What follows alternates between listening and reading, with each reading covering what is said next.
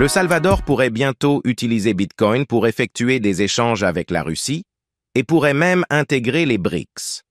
Le Salvador, premier pays à adopter Bitcoin comme monnaie légale, envisage de rejoindre les BRICS. Dans ce contexte, les relations avec la Russie se renforcent, malgré des obstacles liés à la guerre en Ukraine et aux sanctions occidentales. Le Bitcoin pourrait jouer un rôle clé dans ces nouvelles alliances économiques. Le Salvador, pays du Bitcoin, pourrait s'inviter à la table des BRICS. En 2021, le Salvador devenait le premier pays à adopter Bitcoin en tant que monnaie légale aux côtés du dollar, 20 ans après avoir abandonné le colon salvadorien. Depuis, les relations entre le Salvador et le Fonds monétaire international, FMI, ne se sont pas améliorées, l'adoption du Bitcoin ayant suscité de nombreuses critiques.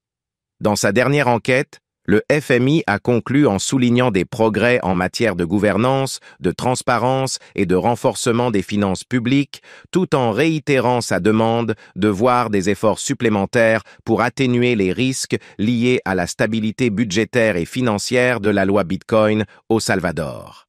Explorer l'histoire de Découvre Bitcoin, une équipe de francophones qui travaille avec les écoles du Salvador pour développement l'adoption du BTC récemment.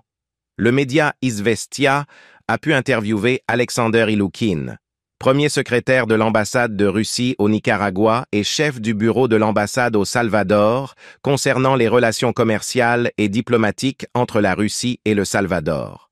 Lors de cette interview, Iloukhin a révélé que le Salvador avait proposé à la Russie d'effectuer des transactions en Bitcoin à cause des restrictions d'utilisation du dollar par les acteurs russes.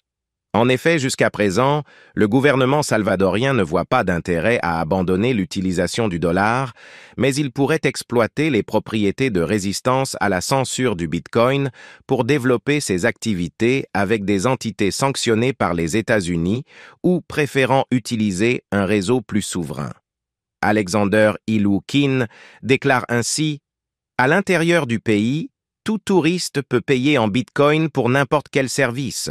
Cependant, dans notre pays, le Bitcoin n'est pas largement utilisé. C'est pourquoi nous cherchons d'autres moyens de renforcer le commerce. Il serait idéal de créer une banque au Salvador qui pourrait effectuer des transactions dans diverses devises internationales, le yuan, la roupie indienne, le rouble russe. » Il continue en précisant que la Russie ne devrait pas imposer au Salvador l'utilisation d'une monnaie dont il ne veut pas. Mais nous devons comprendre qu'actuellement, le Salvador ne renie pas son dollar et que toutes les banques intermédiaires par lesquelles le Salvador effectue ses transactions sont des banques américaines et européennes.